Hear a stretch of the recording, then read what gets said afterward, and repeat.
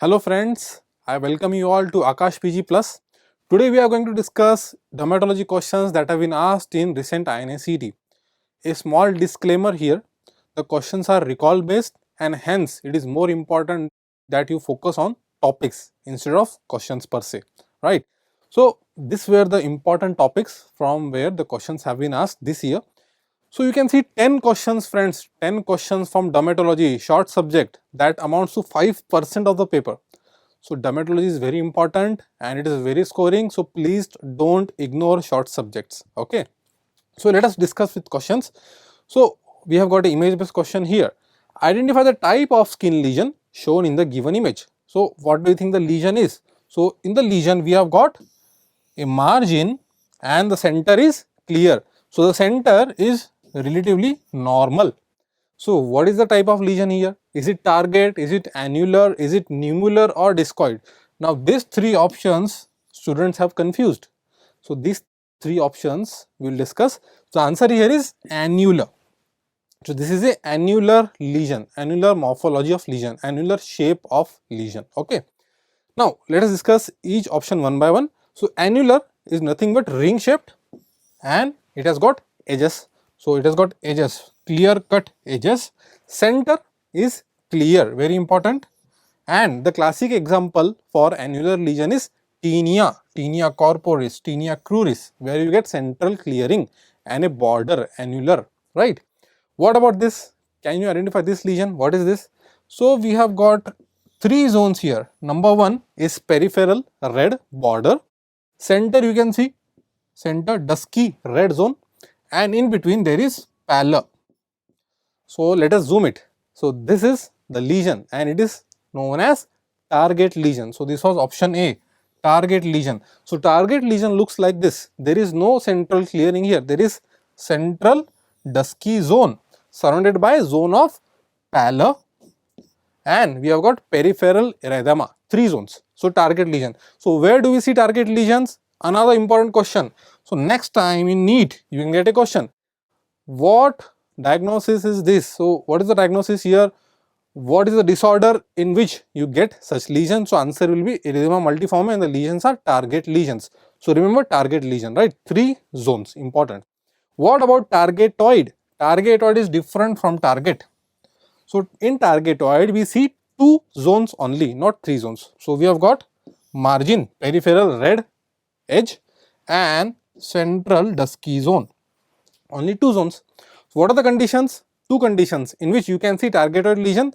Number one is SJS. What is SJS? Stevens-Johnson syndrome. FDE, that is fixed drug eruption. So two drug induced cutaneous adverse reaction, you see targetoid lesions, right? So don't forget this, it is also very important. You should be able to differentiate target versus targetoid, right? What about this? So this was option C, option D, nummular. What is the meaning of nummular? Coin shaped, round. Discoid, disc like, again round. So round lesion, round to oval, which is uniform from edge to center. Let us zoom it.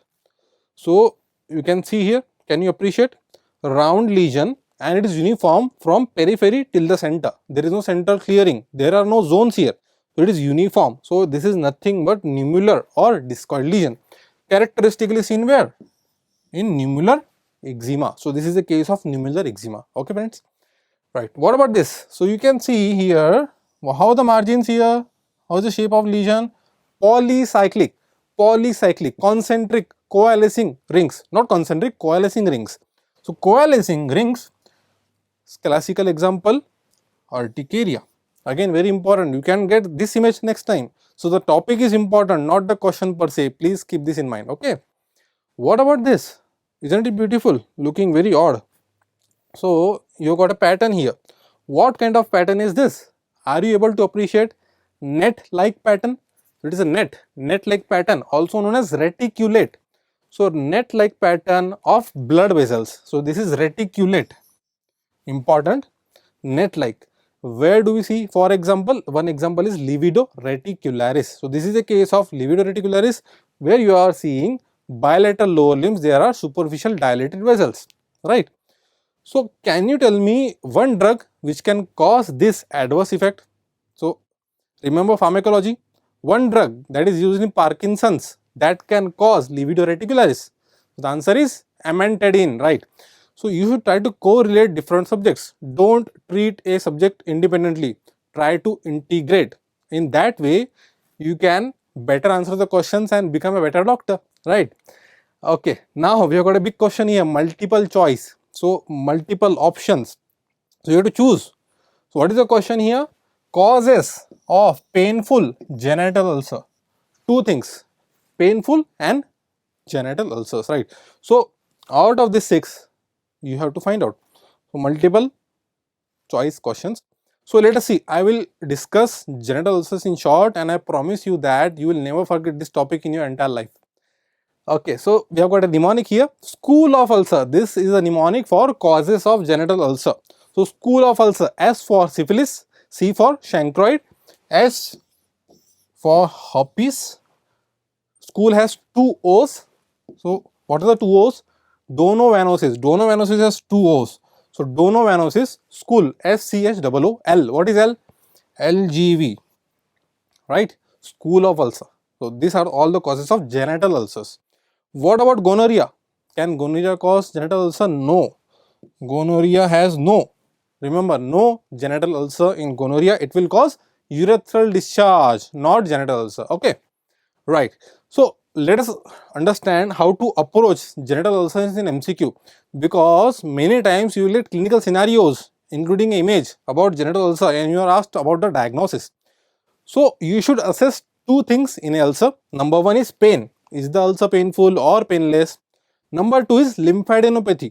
Is the patient having lymphadenopathy, and is the lymphadenopathy painless or painful? Right. So painful ulcers, painful genital ulcer, what is the differential diagnosis? Two important differentials. What are they? Herpes. So this is the case of herpes genitalis. This is case of chancroid. So two DDs of painful ulcer is chancroid and herpes. How do you differentiate them? Will they have lymphadenopathy? Yes, they will both have painful inguinal lymphadenopathy. So both are painful ulcer, both will have painful inguinal lymphadenopathy. Then how will you differentiate them? You can see in the picture. The ulcer is deeper in chancroid. We have got a superficial ulcer in herpes, and that is also polycyclic. So margins are polycyclic, right? Also, the lymphadenopathy in chancroid will be suppurative, pus filled. Suppurative lymphadenopathy in chancroid. What about herpes genitalis? What are the features will be helpful? Grouped vesicles. So initially the patient will have grouped vesicles which will rupture to form superficial polycyclic ulcer. And here polycyclic margins, very important. And recurrence. Recurrence is another important feature of herpes. So herpes tends to recur. So recurrent ulcer, you should think of herpes genitalis. Okay friends, clear till now? Right. Painless ulcer, three differentials, three DDs. One is primary syphilis, number two LGV, number three donovanosis. All three painless ulcer. Then what about lymph node? So on the basis of lymph node you can differentiate. Primary syphilis will have lymphadenopathy, yes, but it will be painless. Painless lymphadenopathy. Painless ulcer, painless lymphadenopathy. Think of primary syphilis. Very simple. This flowchart is very important. LGV. What about LGV? Painless ulcer, but painful lymphadenopathy. One more important finding here in LGV is that lymphadenopathy and ulcer will not happen at the same time. LGV has three stages. Stage 1, it will have painless ulcer, LGV. Stage 2, it will have lymphadenopathy, painful. Stage 3 will be elephantiasis, lymphatic obstruction, right? So LGV has stages, right? In the ulcer, first stage is ulcer, second is lymphadenopathy, number 3 is blockage of lymphatics. Donovanosis. What about donovanosis? Can you tell me? Donovanosis, no lymphadenopathy at all. Okay, painless ulcer, no lymphadenopathy. Think of donovanosis. So I've got a wonderful mnemonic for you. Please write it down. Very important.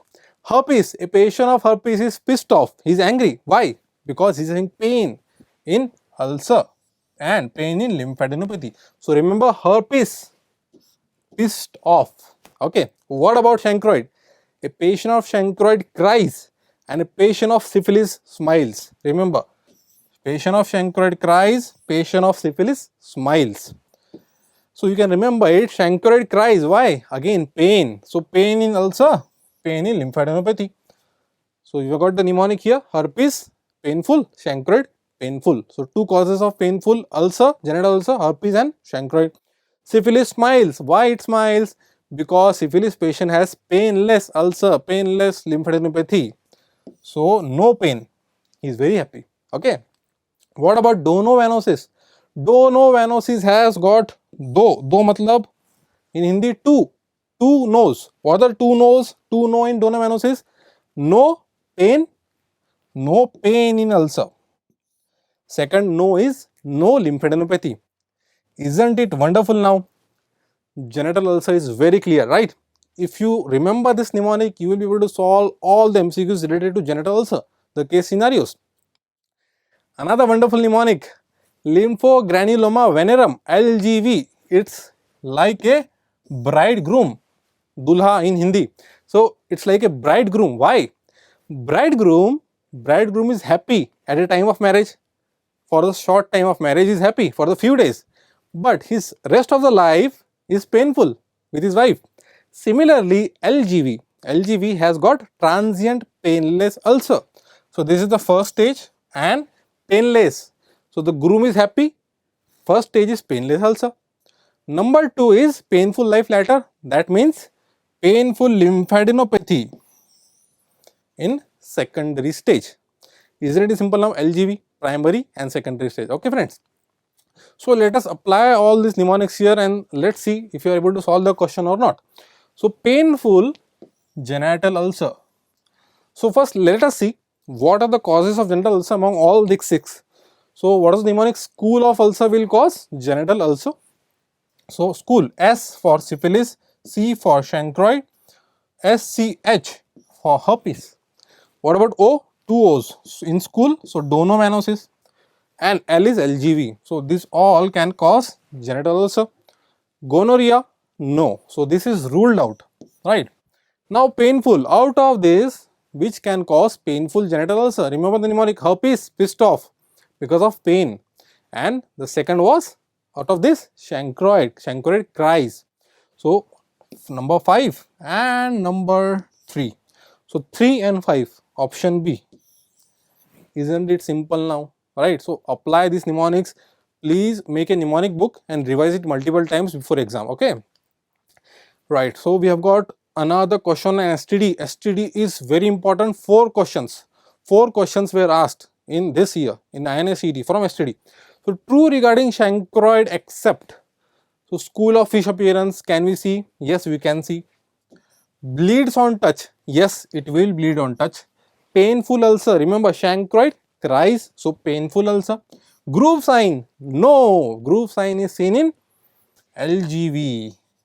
This is an important sign, clinical sign, groove sign. So let us see with the help of a mnemonic. I will tell you. So first of all, this is a case of chancroid where you can see chancroid is caused by Haemophilus ducreyi. Important.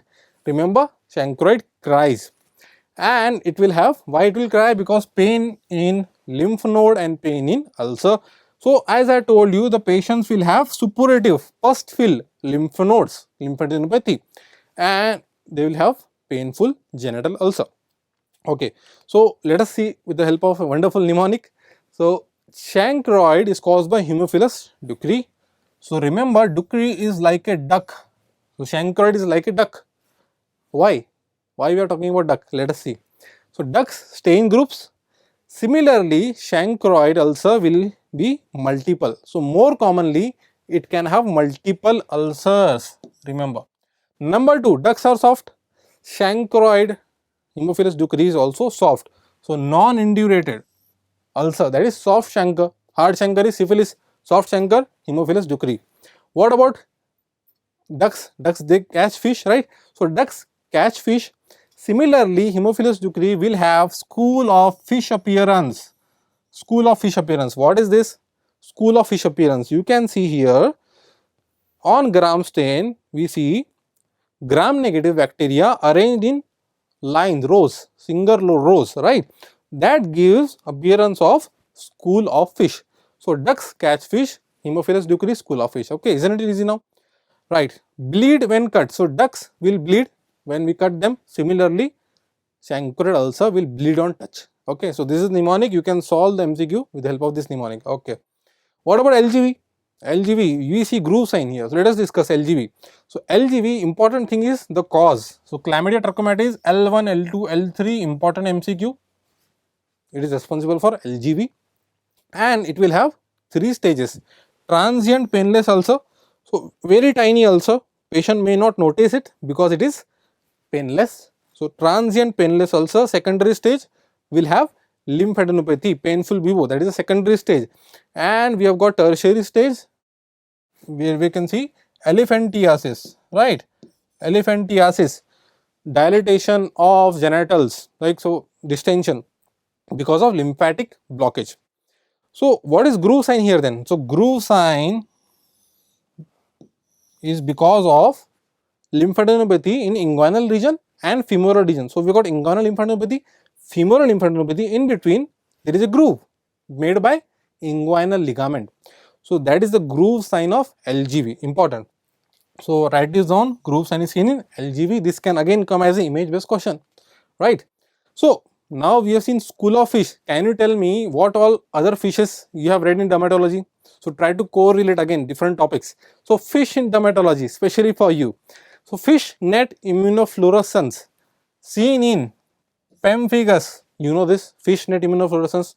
Number 2, fishy odor on adding KOH. Remember bacterial vaginosis, whiff test, Amsel's criteria. Again another fish. Number 3, fish like scales. Where? Ichthyosis vulgaris. Right? Fish like scales. Number 4, school of fish appearance, chancroid.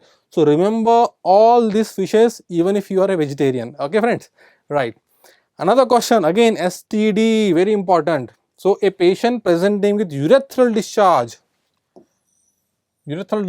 showing the following picture on gram stain, what is the organism responsible? So can you tell me? So here we can see gram negative diplococci, 2 in number, diplococci intracellular in the neutrophils, along with neutrophils in the background. So this is a case of what? Is this chlamydia? Is it mycoplasma? No, they are not usually visible on microscopy. Haemophilus ducrei, will it cause discharge? No, it will cause genital ulcer. So it is ruled out. Answer is gonorrhea. So the answer is Neisseria, gonorrhea. Okay, simple. Okay, so this is the list of causes of urethral discharge. Organisms are very important. Remember this last 4 because you know this too. Neisseria, gonorrhea, chlamydia, trachomatis can cause discharge. Mycoplasma, ureaplasma, trichomonas, we have got herpes simplex. So trichomonas vaginalis and herpes simplex also can cause urethral discharge. Okay, again this can come as a multiple choice questions, right? I've got again a wonderful mnemonic, Mithun Chakra. So what is the meaning of this? So these are the organisms responsible for urethral discharge. So M for mycoplasma, T for trichomonas, H for herpes simplex, U for ureaplasma, N for Neisseria gonorrhea, and again C for chlamydia trachomatis. So remember Mithun Chakra. Okay, right. Again not is important. So whenever you read, you should focus on not also. For example, what will not cause urethral discharge? Haemophilus ducrei will not cause. Syphilis, yes, it will not cause, and donomanosis will not cause, because this can come in the options all except, right? So you should know what are the nots also, right? So you know this now. Gram negative diplococci inside the polymorphs, think of gonorrhea, right? Again STD question, 4th question, I told you, very important. HPV. So HPV vaccine, they are asking about the HPV protein used in the vaccine against HPV. So which of the following is used? Is it E6, E7, L1, E1, E2, L2? What is the answer? Answer is L1. Again, it's a high topic. HPV vaccine, you should know it in and out. So HPV vaccine contains inactive L1 protein that is taken from the capsid of HPV. Right friends, important MCQ. So the guideline for HPV, again important, can be asked. The HPV vaccine can be given to both males and females according to CDC 2019. And what is the age group? Again it is asked, 9 to 26 years is the age group for HPV vaccination you can give them. and the doses depend upon the age group. In age group below 15 years, 2 doses should be given at a duration of 0 and 6 months, whereas after 15 years, 3 doses should be given at the interval of 0, 1 and 6 months, right. So, the dosing frequency is important, the age group is also important, it can also be given to males, right. Okay, so we have got 3 vaccines, one is Cervarix, second is Gardasil and the third one is Gardasil 9. So, Cervarix contains HPV 16 and 18. So, 16 and 18 HPV are high risk types. So, they will not cause genital warts, they will cause cervical cancer. So, Cervarix will protect against cervical cancer. The name itself is suggesting Cervarix will protect against cervical cancer. It will not prevent genital warts, very important, do not get confused. What about Gardasil? Gardasil contains 4, 6, 11, 16, 18. So, 16, 18 high risk, 6, 11 low risk. So, low risk will prevent genital warts because the warts are caused by 6 and 11. Okay, friends? Right. Gardasil 9, again it can be asked, Gardasil 9, we have got 9, 6, 11, 16, 18, 31, 33, 45, 52 and 58. It will also prevent warts because it is having HPV 6 and 11, right. Okay. So, moving on to next question, another question related to STD. So, which of the following is correct regarding the skin lesion shown in the image? So, what can you identify from the skin lesion? Can you tell me what it is? So, these are grouped vesicles, right. So, some students told me that this image was shown, so I have put it here. So, you can see again multiple grouped vesicles. So, it is not umbilicated, it is ruptured. So, it is not umbilicated, grouped vesicle, they are together, right. So, grouped vesicle, what is true? Central umbilication is seen? No, it is not. So, this is not the answer. Zank smear is done. So, what is the diagnosis here? I have told you, this is the case of genital herpes, grouped vesicles, remember. So, Zank smear is very helpful in genital herpes, it will show multinucleate giant cells. Punt cell, what is punt cell? We will see.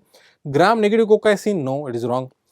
So, this is genital herpes. So, the vesicles will rupture to form ulcer with polycyclic margin, very important. And in Zank smear, what we are going to see? Let us zoom it. So, Zank smear, we will see multinucleate giant cell. So, multinucleate giant cell, right? And we can see acantholytic cells. So, in pemphigus also we can see acantholytic cell. In herpes also we can see acantholytic cells. So, very important feature, write it down, multinucleate giant cell, acantholytic cell, think of herpes, right. So, some students felt that they were able to see the umbilication. So, what was it then? So, if you see the previous picture, there are grouped vesicles, no umbilication. Here, the lesions are dispersed, they are not grouped. And if you see closely, they are umbilicated, central umbilication. So, here it is difficult to observe, but in some lesions you can see there is central umbilication, right. So, central umbilication, whenever you see central umbilication papules, you think of what? Molluscum contagiosum, right, molluscum contagiosum. So, the answer here would be central umbilication is seen, right. So, the answer will depend upon the image. Here it is molluscum, it was herpes. So, you should know how to differentiate herpes, group vesicles, no umbilication, multiple dispersed lesions, and umbilication central, it is molluscum. So, molluscum, again a question comes, the causative organism behind this lesion is pox virus and it presents with papules and central umbilication, very important. Another important question, image based question per se, one liner, it can be asked, what bodies are seen in molluscum? Henderson-Patterson body, HP bodies. So, you can see they are intracytoplasmic inclusions. So, you can see the umbilication, right, and these are all the inclusion bodies of molluscum, right, HP bodies. Okay. What about Punt cell? So, Punt cell are large mononuclear cells which has got donovenous bodies in it. So, safety pin appearance is seen in donovenosis, it is what? It is present inside the Punt cell. So, Punt cell is a large mononuclear cell seen in donovenosis, very important. Okay. So, donovenosis, Punt cell, right. Moving on to next question, here we have got immunobullous disorder. So the question is drug of choice. So drug of choice they are asking. They want to know the drug of choice in this case. So what they have given? They have given subepidermal blistering with neutrophils. So they have mentioned this, that the disorder is subepidermal and it is having neutrophils on the histology. So what is the answer here? So let us discuss how to approach immunobullous disorders in MCQ. Immunobullous is very important, ultra high, NEET PG, AIIMS, INSET, everywhere, right? So you should know. So let us see. So what is the diagnosis here? You have got clues here. Patient is having flaccid bulla, flaccid fluid filled blisters. So let me show you. Flaccid, it is flaccid, right? Flaccid fluid filled blisters and painful oral ulcers. Acantholytic cells on Zanxmia. What is your diagnosis? It is pemphigus. Which type? Vulgaris. Why vulgaris? Because oral ulcers are characteristic in vulgaris. If I say no oral ulcer and the lesions are superficial, that is scale crust. So scale crust lesion, the pattern is head and upper trunk, that is seborrheic pattern, seborrheic distribution, no oral ulcer, scale crust, no frank blisters, and acantholytic cells are seen. That means the diagnosis is pemphigus foliaceus. So no oral ulcers, but acantholytic cells are seen. So whenever you see acantholytic cell in a blistering disorder, you should think of pemphigus. And the subtype will depend upon whether oral ulcers are present or not, what type of skin lesions are there, scale crust or flaccid bulla. Okay. Now can you tell me the diagnosis here? Tense blister, tense blister, tense bulla, itching, urticaria, no oral involvement, no acantholytic cell, that means it is not pemphigus. So what it is characteristically seen in bullous pemphigoid. Remember, itching also is a very important feature, itching and urticarial lesions. Okay. What is this? Classic presentation, string of pearls or cluster of jewels. You can see here, string of pearls, right? So tense vesicles, string of pearls or cluster of jewels, it is characteristically seen in linear IgA disease, that is seen in adults, or CBDC, chronic bullous disease of childhood. So CBDC and linear IgA disease have similar presentation, only the age group is different. Okay, friends. So the drug of choice was asked and it was subepidermal blistering disorder.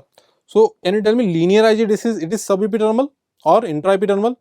Remember, intraepidermal is pemphigus, bullous pemphigoid is subepidermal, linear IgA disease is subepidermal. Okay. What about this? So patient is presenting papulovesicular lesion. So there are multiple lesions and the patient has scratched it. That means there is severe itching. So papulovesicular lesion, tiny small lesions and severe itching. Site elbows and knees, that is extensors, and gluten enteropathy associated. So what is the diagnosis? It is very simple. Gluten enteropathy, it is dermatitis herpetiformis, right? Dermatitis herpetiformis. It is not related to herpes, but it is a immunological disorder, immunobullous disorder, right? Now, if you get the histological findings in the MCQ, use it as a clue. If you see gap inside the epidermis, then you should think of intraepidermal cleft, and that is pemphigus. If you see gap between epidermis and dermis, then you should think of subepidermal. So what are the causes? Pemphigoid, LAD, that is linear IgA disease, or CBDC, chronic bullous disease of childhood, subepidermal, and dermatitis herpetiformis. The question was on subepidermal blisters with neutrophils. So let us see. So this is case of pemphigus. Both are pemphigus. One is subcorneal cleft. So below stratum corneum, you have got this cleft, and here it is suprabasal, above the basal layer. Both are in the epidermis, so inside the epidermis, intraepidermal, but one is below stratum corneum, other is suprabasal cleft with row of tombstones. So row of tombstones you already know, single layer of basal keratinocytes sitting on the dermoepidermal junction.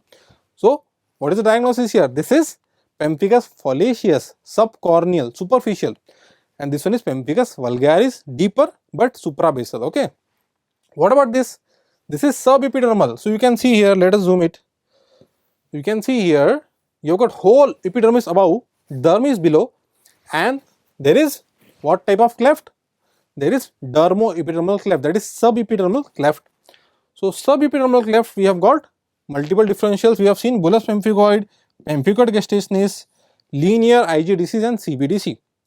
Also, one more important thing is that in bullous pemphigoid you will see plenty of eosinophils in the biopsy, whereas in linear IG disease and CBDC you will see plenty of neutrophils. So remember the question: subepidermal blistering disorder with neutrophils. So one differential is linear IgA disease. Now if you get subepidermal blister here, right, let us zoom it. So we have got subepidermal blister here with plenty of neutrophils. So these are all neutrophils. So the diagnosis here is what? So this is neutrophilic abscess. So plenty of collection of neutrophil, we call it neutrophilic microabscesses. So if you see neutrophilic microabscesses and subepidermal cleft, you should think of dermatitis herpetiformis. In linear IgA disease, again you will have neutrophils, but it will not commonly form microabscess. There will be infiltrate of neutrophils, right? And again, depending upon the clinical scenario, dermatitis herpetiformis will not have large tense blisters, whereas linear IgA disease will have tense blisters. Okay, very important. What is this pattern of DIF, direct immunofluorescence? This is fishnet pattern. Remember the fish in dermatology seen in pemphigus. So these are all what? Intercellular deposits of IgG and C3, characteristic of pemphigus, both foliaceous and vulgaris. Okay friends, pemphigoid will have linear deposit along dermoepidermal junction. So this is the dermoepidermal junction, friends, and we will get deposits of IgG and C3. So this is pemphigoid, bullous pemphigoid. Okay. Similarly, similar pattern is seen, but you get IgA instead of IgG. Then you should think of linear IgA disease, linear IgA disease or CBDC. Okay. Right. So coming back to our question. So the patient had subepidermal blistering with neutrophils. So two differentials. Subepidermal blistering with neutrophils, two differential. One is dermatitis herpetiformis, second is linear IgA disease. So will dermatitis herpetiformis present like this? No. So dermatitis herpetiformis will have excoriated papillovesicles. If you see this kind of pattern, you should think of linear IgA disease. Though it is difficult to appreciate jewels here, like ring of jewels, cluster of jewels, but given the findings and the image, the best diagnosis here is linear IgA disease.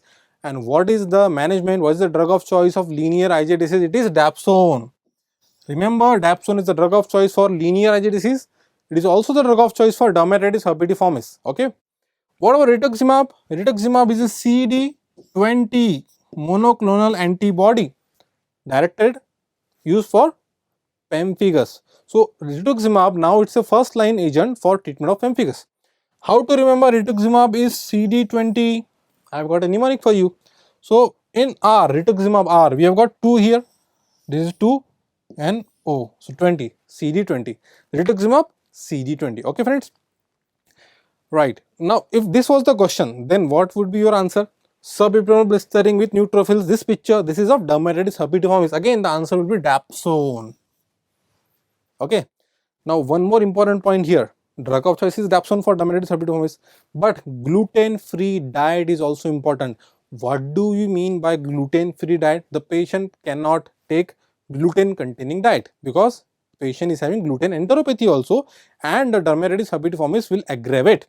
So what are the gluten-containing foods? That is also MCQ. So gluten-containing foods that has to be avoided by the patient include what? Barley, rye, oat and wheat. Mnemonic you know already, bro. Barley, rye, oat, wheat. That means, can you eat pizza? No, you cannot eat pizza. Can you eat sandwich? No, you cannot eat sandwich. So what else can you eat then? You can eat South Indian. Why? Because rice is allowed. Okay friends. So rice is allowed, but rye is not allowed. Please keep this in mind. Okay. This also has been asked in the form of MCQ. Okay. Let us move on. We have got another question here.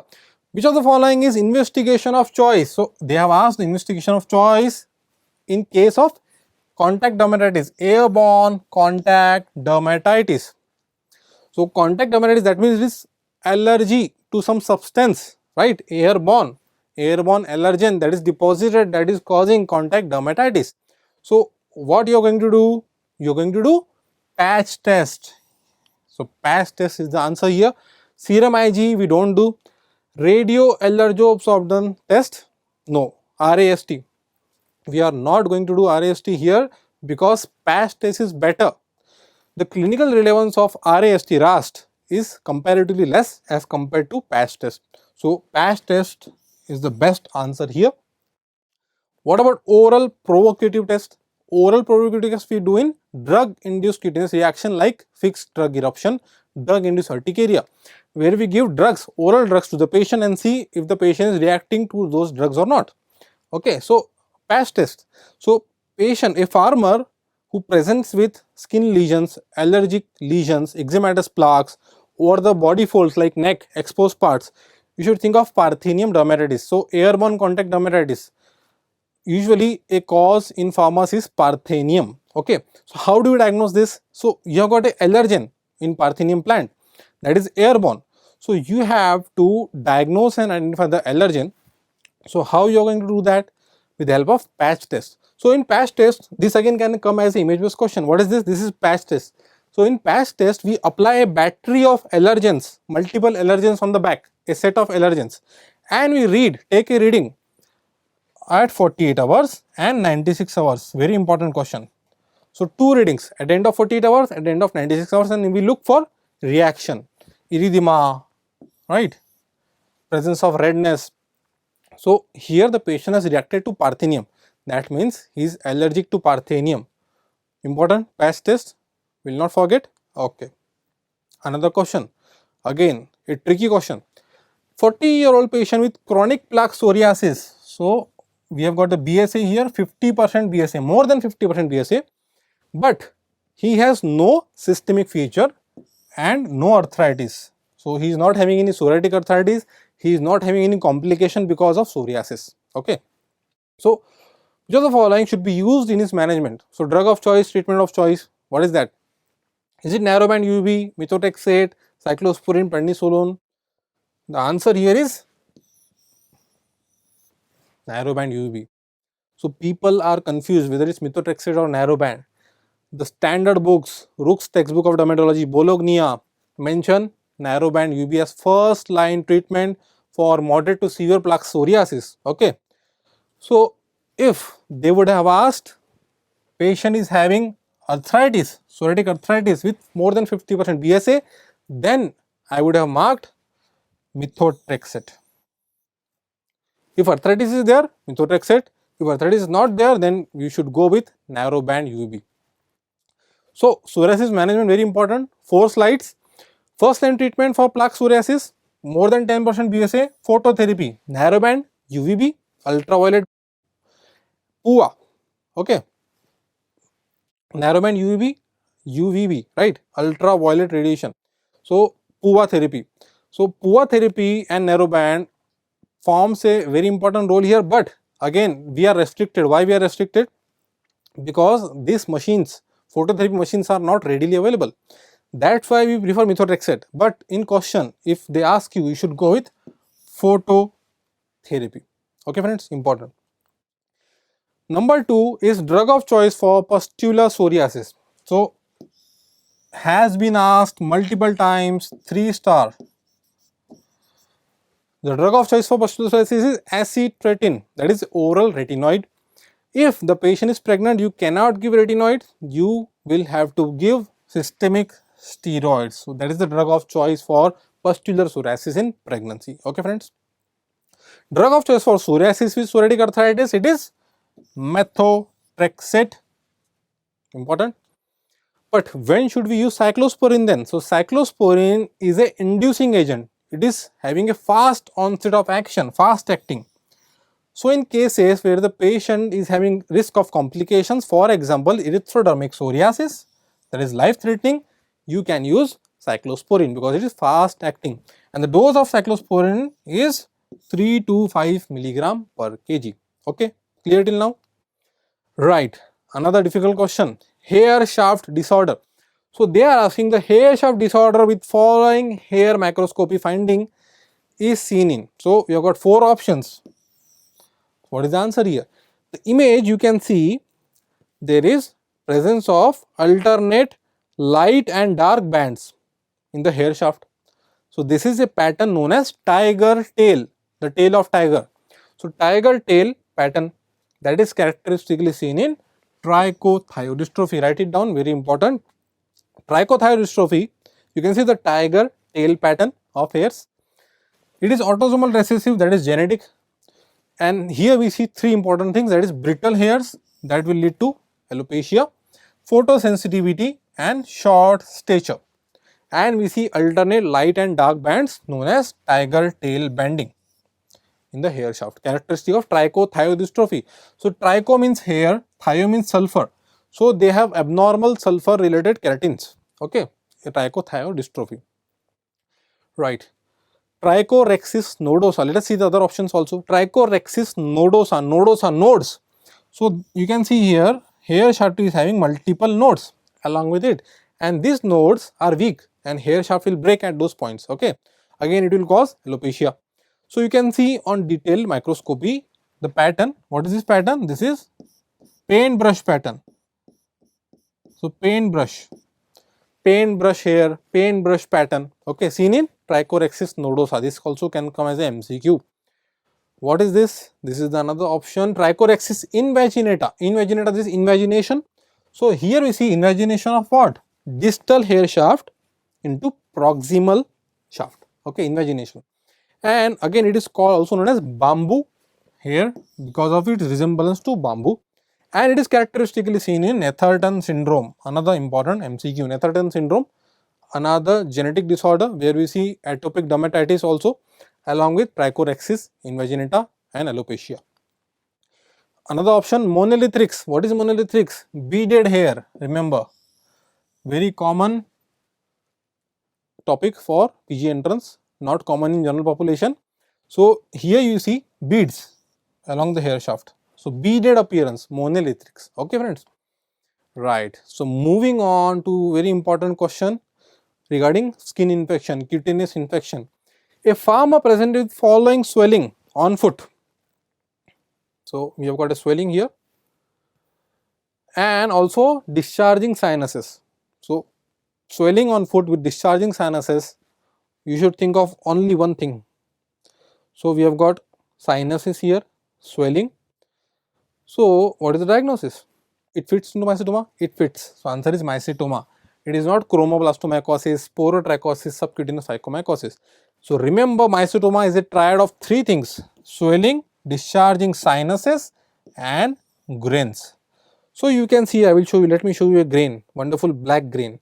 So you can see a black grain seen in eumycetoma, fungal, right? And this is the histology of grain of mycetoma. This also has been asked as image based question, can come in NEET PG also. Please keep this in mind. Grain of mycetoma. As soon as you see this image, think of mycetoma. Also, you should know differences and the causes of actino and eumycetoma. Actino is related to bacteria. Which ones? Actinomadura, Nocardia asteroides, Nocardia brasiliensis and Streptomyces somaliensis. What about eumycetoma? It is fungal. So three important causes: Madurella, Acremonium, Fusarium. The differences are more important. Bacteria is deadlier than fungus. That's why rapid progression is seen in actinomycetoma and it can damage the bone. So the bones in the foot can be damaged by actinomycetoma earlier as compared to eumycetoma fungus. Fungus is slow growing. Okay. But one more important difference, black grain that I have shown you. So black grain, if you see, it is characteristic of eumycetoma, fungal. Black grain you will never see in actinomycetoma. In actino you can see red, yellow, white. Okay. Chromoblastomycosis, verrucous plaques. So you can see verrucous plaques on foot following traumatic inoculation. Chromoblastomycosis, subcutaneous mycosis. Cause is again important: Fonsesia pedrosi and Cladophilofora. Okay, important causes of chromoblastomycosis. One more important finding in chromoblastomycosis. Wow, this is what? Copper penny bodies or sclerotic bodies. This histopathology has been asked. It can be asked again. So please revise it with me. Okay, so chromoblastomycosis, copper penny bodies or sclerotic bodies, histological image you should keep in mind. What is this? This is a beautiful pattern of sporotrichosis, sporotrichoid pattern. So sporotrichosis, another subcutaneous mycosis. So you can see lymphatic spread, linear arrangement of nodules on the skin. This is following lymphatic spread in the extremity caused by thorn prick commonly. Okay, clear till now? Again important. So we are discussing high, ultra high topics and images. This is what? Asteroid bodies seen in sporotrichosis. Can you name another disorder where we can see asteroid bodies? Sarcoidosis. Sporotrichosis, sarcoidosis both can show asteroid bodies. Okay. What is this? Can come as image based question. Phycomycosis, another subcutaneous mycosis caused by what? Fungus, Basidiobolus and Conidiobolus. And commonly it presents as a woody hard swelling on the buttock or on the face. Okay friends. So this was all about important dermatology questions and their topics that have been asked in INA-CET. I would like to tell you about our LMR notes that are freely available on Aakash PG Plus app, and they contain high information, plenty of images, mnemonics, flowcharts that have been based on previous 5 years of NEET and AIIMS, and that will be very useful for your upcoming NEET exam. So please go through that, you can download that, you can revise. Right friends, so keep working hard, all the best, meet you again.